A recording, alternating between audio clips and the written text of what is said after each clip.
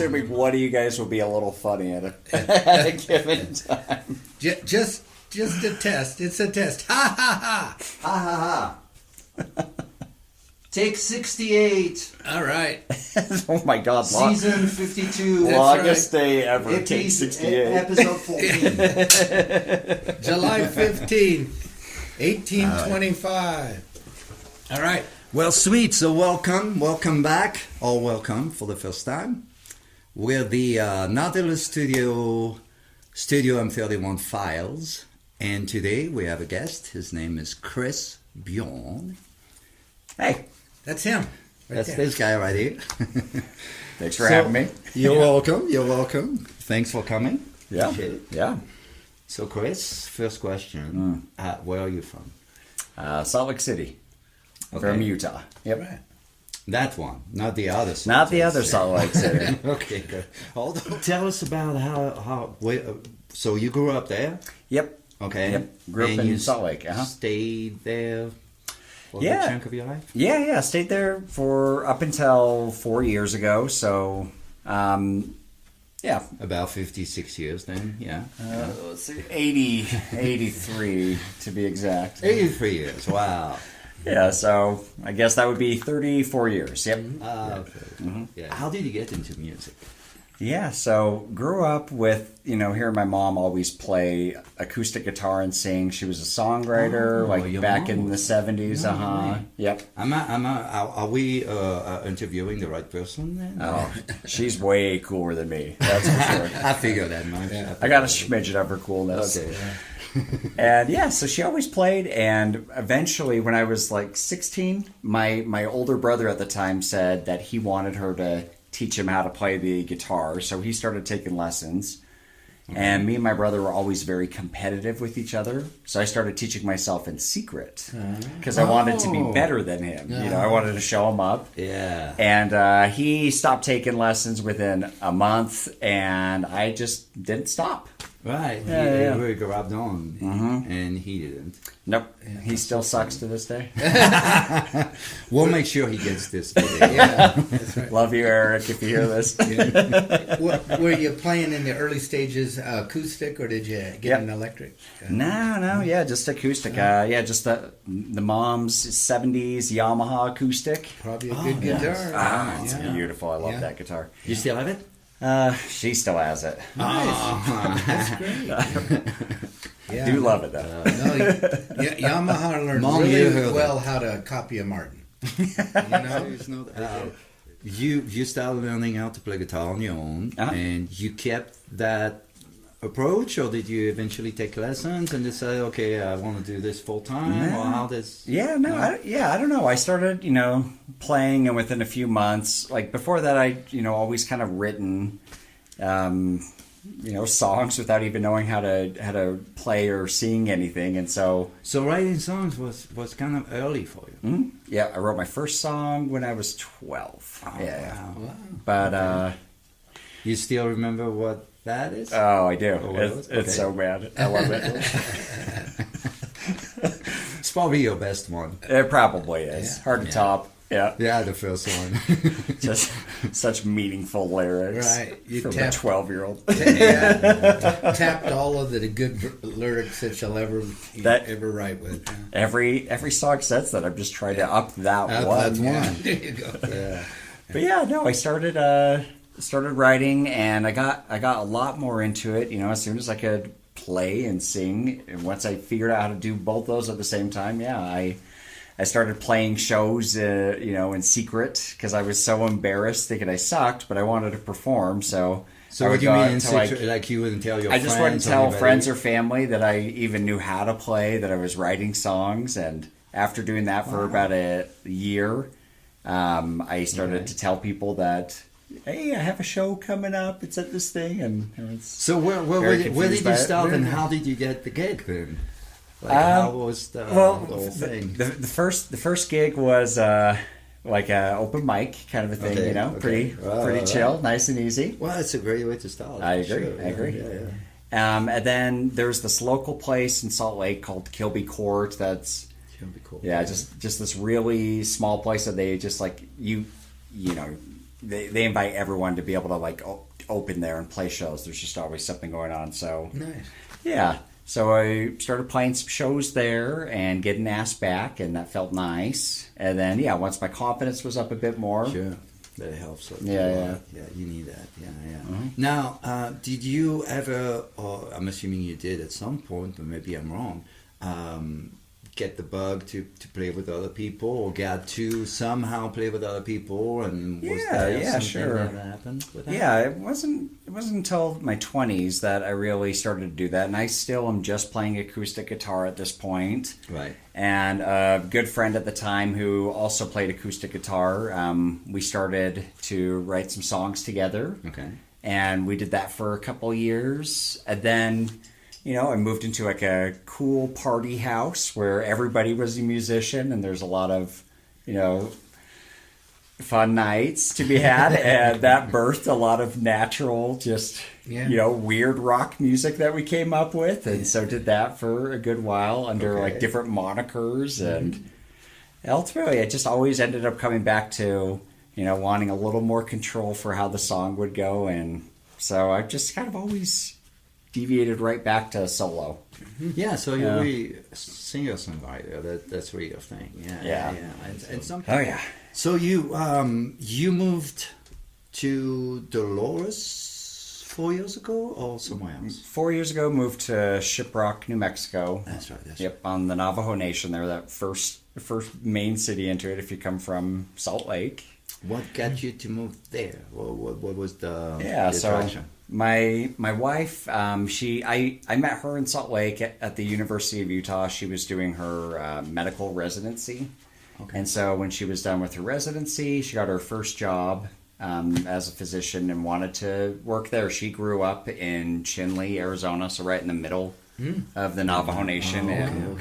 And so she really wanted, she just loves that area, and wanted to go back. And I thought, we can do this for a bit. And afterwards, let's go to, Seattle. Let's go somewhere really rocking. And All right. So let's talk about what you're doing now since you got here. You guys live in Dolores. Yep. So now we're in Dolores after 2 years in Shiprock, moved to Dolores and been there, about 2 years. Okay. Mm-hmm. And she's still working out at Shiprock. So, I get, run of things at the house there. And I built up, it's going to be one day as cool as what you've got in here. Okay, cool. A nice little home recording studio in there. And, have been able to get some people to come down from Salt Lake. Like just yesterday, excuse me, I finished hosting a couple guys for 5 nights and just wrapped up a 10-song album with them. Oh, awesome. So that was a lot of fun. Nice. Yeah. Way and they rocking. trusted Cool. you with that, huh? Yeah, they did. Yeah. You're gonna dig it when you hear it. And then, I'm sure I'll be impressed. and then past that, still doing my own stuff. I'm starting on my next album right now, and it's just going to be classic acoustic. The last several albums I've done, I've tried to pick up every instrument and lay it all down, and it sounds cool, but it. I want something that feels a little more authentic to where I began. So Right. next one's just going to be playing, singing at the same time. Classic. Nice. You can do that? I'm getting there. It's only been like 20-something years. I'm getting there. Yeah. No, you sound great, man. So you gonna play a song for us? Yeah, I think that's the plan. Yeah, do you know what you want to Tell us about it. Yeah, maybe tell us a say. little bit about the song, if you know. I want to do one that I wrote several years ago. It's about my best friend who, I compare him in the song to being a pile of dirt. He's just, kind of a, guy that doesn't get out too much, just kind That's of why he's lays your best around. friend. He's my best friend, and I love him. And he started dating somebody that, brought a lot of life into his... or put a lot into his life and made him a lot more of an interesting guy in some ways and doing a lot more. But to me, I still saw he's still a pile of dirt. Exactly. Best friend. Best friend. Yeah. And he cannot wait to hear that song either. That's awesome. Hey, why don't we let Chris do that and we step out of the picture. You guys don't need to see us for that. All right, you're on. Okay.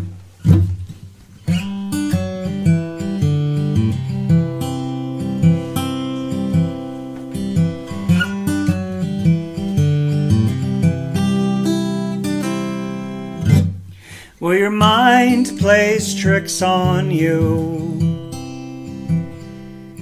You're always saying sorry when someone bumps into you. I can see in your eyes there's something in them now, or something beyond them, or maybe just before, maybe just before. You were laying like a pile of dirt, you got all settled.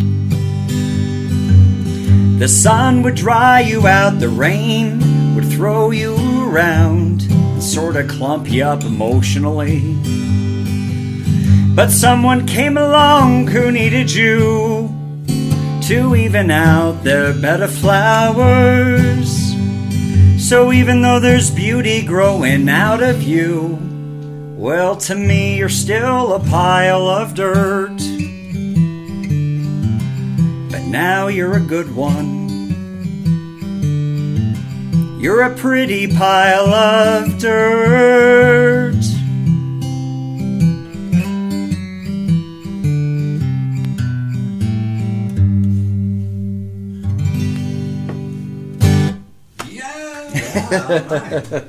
You also are a DJ at KSJD, which is a local radio station in Cortez. We love KSJD. Yeah. And can you tell us a little bit about that? What you do with your show and Yeah. how you got it? That? And when is it? So it's on Mondays, every Monday, from 9 a.m. to 11 a.m. Oh, wow, 3. Or 2. And I've been doing it for a year and a half. I took a little break for a bit, just scheduling wise. Couldn't fix it in. I used to do Thursdays, and yeah, now I do Mondays. It's called the Daytime Collective. And yeah, it's kind of morphed in how I've operated it, but I've really come up with a nice schedule of things that I've kind of stuck with now. Mm-hmm. Where the first hour is just songs from the 60s and 70s.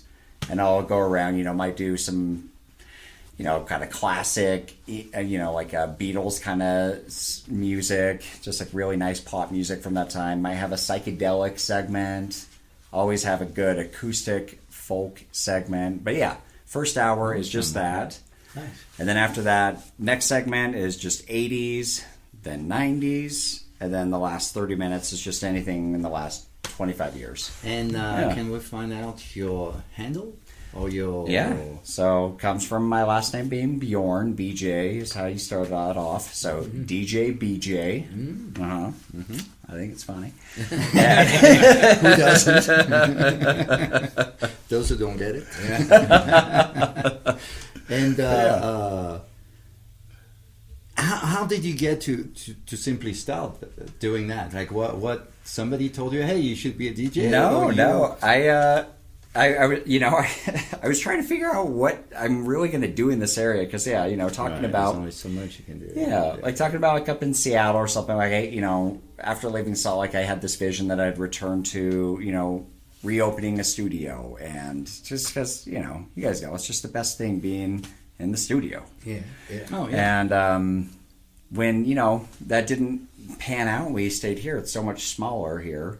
And I was like, well, I don't know if that's very doable as far as there being really a need for that. And so I was like, well, I need that itch to be scratched somehow. And you drive past KSJD and Main Street in Cortez, and I went to the website and I emailed the main guy Tom there, and yeah, he sent me back an email 30 minutes later. Is like, hey, we're not looking for any employment right now, but we're always having volunteer DJs come on and help out. And I was like, oh, that'd be great. And he invited me down to the studio. He gave me a tour of everything. And yeah, he asked me what music I like. And I think it was the first thing that popped up in my head. I was like, I like some good surf rock. And he's like, oh, we could use some surf rock. Yeah. I was like, nice. Cool. Yeah. Your albums. Yeah. Let's talk about the last one you released. Mm-hmm. You released, I believe it's called Paint from the Basement. Yep. Can you tell us a bit about that? Sure. So I put that one out in February of this year, so just a few months ago. And the songs from that are primarily, I do this thing with a friend every July. It's called Song a Day for a month. So just every single day you write a song. And the whole album's mostly from last July. But I spent, basically all of December really producing it, recording it out at my place. And there were a couple of songs where, I needed more than just, me making drums and Logic.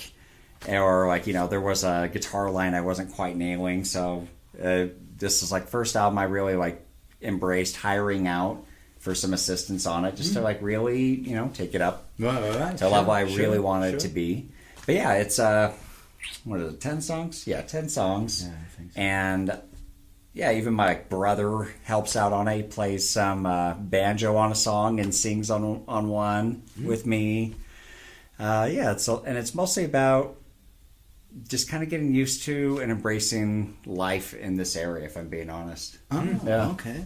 Great musicians that's here. What I was thinking. You got some really good musicians right there in Dolores. You don't have to go far at all. Yeah. Oh yeah. After starting to go out to all these events, which is about that time frame that I really started to see what the community was like, and it blew. It still blows my mind how much talent there is here, how much support there is for everybody. Yes. Everybody's just so nice to each other about it. Everyone wants to, what you guys are doing here with me on this. It's the best. Yeah. So you do, yeah. But anyway, so to come back to you're recording yourself completely, and everything you do is in your own studio. The past how many albums have you recorded? Actually, quite a bit, right? I've done quite a lot. The ones I'll say there's a lot that I ended up removing because I thought, years later, I'm I don't think the quality held up as far as it being either the recording quality or the songs or even just how I used to sing. I'm not super proud of back in the day. You mean you were worse than that? Oh my God. Well, I don't know. Maybe I was better. Maybe I. So I kind of count this album that I released in, I think it was 2017 called Killer Tofu. Kind of count that as my first album. What is it called? Killer Tofu. Yeah, haven't you ever had some of that? Gives you a terrible stomachache. My twin sister made the cover for it. It's a block of tofu with a butcher knife next to it and then a bunch of fake blood around. It's so funny. I haven't seen that. So I have Killer Tofu. I have an album called This Is. And then I did, what did I do after that? I did Armchair Rock, which is good. It's just songs. Yeah. Being an armchair rock guy. Yeah. And then I guess this one. So this would be number 4. Is really what I'm counting. Okay, that's your count. Yeah. Hey, you guys, I'm gonna have to put an egg in my shoe and beat it. No, please do. So, you can stay. But hey, pleasure having you here. Thank you so much, definitely man. Have more interaction going on here. Yeah, that sounds great to me. Yeah. Thanks for inviting me to this. We're going to keep him here as much as we can, so he stops recording all these people and taking our jobs away in the area.